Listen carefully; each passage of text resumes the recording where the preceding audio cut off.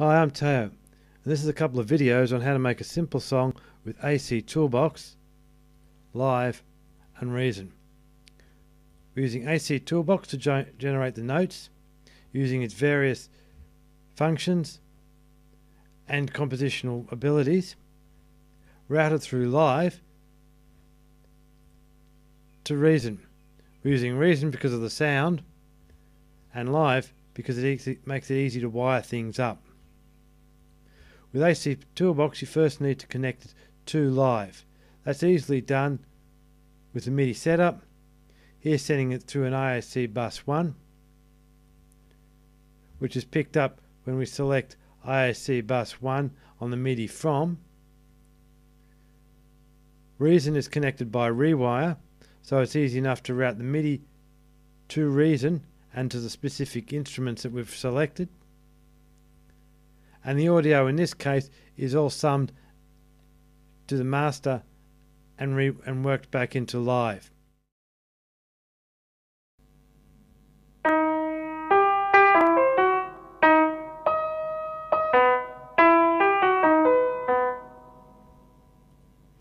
That was Melody 1A. That was a data section constructed by AC Toolbox using functions rather than specific notes. To use a data section in AC Toolbox, you just have to fill in the various parts of the dialogue. In this instance, we're using a BPM function to set it at 140. Rhythm, these are multiples of the clock unit which we've selected, and we've selected multiples of 0.5, 1, 2 and -1. -1 is a rest. Now we're using the function ratio choice to randomly select these values, but in a proportion based on the ratio that we've set here. So we've set the values at 4 for 0.5, 1 for 1, 1 for 2 and 2 for -1, which means effectively that 25% of the time it might be a rest. For 50% of the time, it might be 0.5 of a clock unit, and for about 12.5% of the time, we could either have 1 or 2 multiplied of the clock unit. The pitch is set by the function Gaussian choice. Gaussian choice is like a standard distribution, and we'll pick from this element with these values. Now this element here is a stockpile. We use stockpiles to specify from which collection of notes you want to play. Now we can play any notes, but it tends to be very chromatic, so we often want to set notes in a specific scale, and that's what we did with stockpile. We set up these notes from which the Gaussian choice is made. It's still random, but then it's within a particular scale. The velocity is a random value between 60 and 90, and we're sending it out on channel 2. You then have to just click Make That. We can plot that and see the notes there, and then we can play that, which we've already done. If you make it again, then different values will be selected and you have a variation of it. So we've done Melody 1A and we did a variant of that. We can have a look at the input here of Melody 1B. So we've got 2 little parts of a song already. We'll play Melody 1B.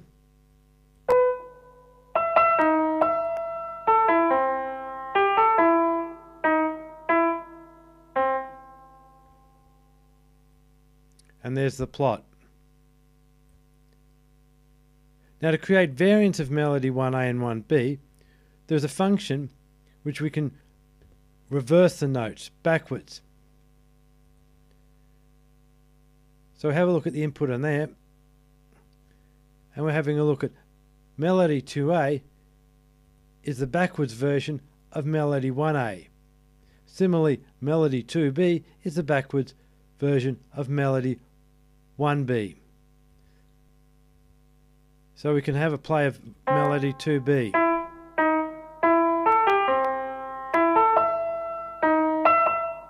It's a fairly standard compositional process. To create the bass parts, we use a similar strategy, using a data section. Again, the beats per minute are 140, but the rhythm is simpler. We're basically just doing a random choice between 0.5 of a clock unit and 1 of a clock unit. We're creating 24 events, but the pitch is a bit more complicated.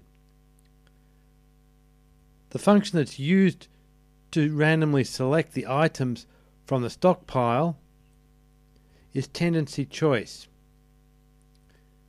And we're moving the values of the tendency choice over time, and the pitch in the end is reduced 12 tones. So we'll have a look at the plot on that, and the reason we select a tendency choice is it does tend to make a flatter plot over time depending on the values that you select. And this, you can see, is going from a more variable to a less variable time, and we can play that.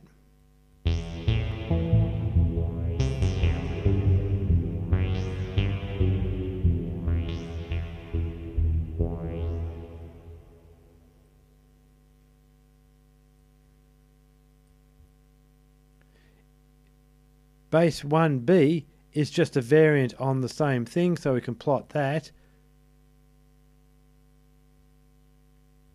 Bass 2, we're using different values in the function, and it creates a slightly different kind of sound. It sort of actually opens up more as it goes along. We'll play that.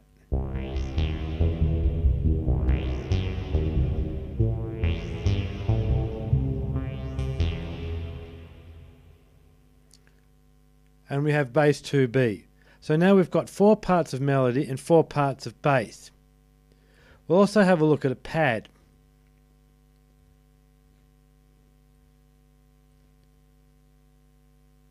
That's just basically random choice from our stockpile.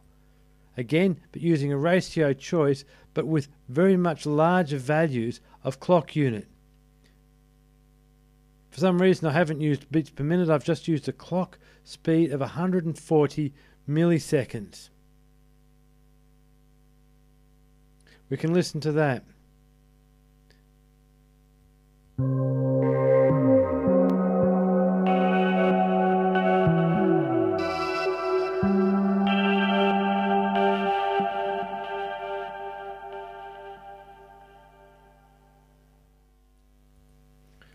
With the drums, we used a different strategy. The pitch values are fixed. These refer to slices within a Rex file. As you can see, there's groups within groups. This in effect plays a chord, or rather 4 slices. This plays 1, this plays 2, and this plays another 1 slice at a time. What does change is the rhythm. The beats per minute are still 140 and we're generating 20 notes. But the patterns, they're the ones that change. First off, we have a stockpile of times. In this instance, we have one stockpile which will more likely generate spaces or rests. And we have another one that will generate notes with no spaces. This rhythm section then is a choice of which group of random values will be selected. And we're more likely given 3 chances to select the pattern that's got more sounds in it than the pattern that has less. but it will provide some variation because we're randomly selecting them. So let's have a look at what Rex 5-24A sounds like and looks like.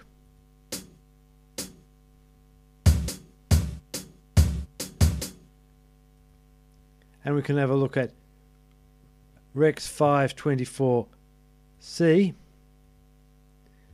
and we can play that.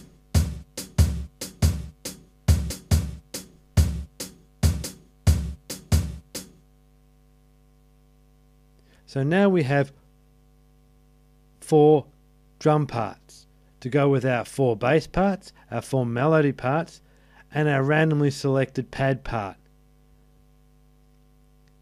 Don't worry too much if you can't understand or I haven't explained the details of how those individual things are selected.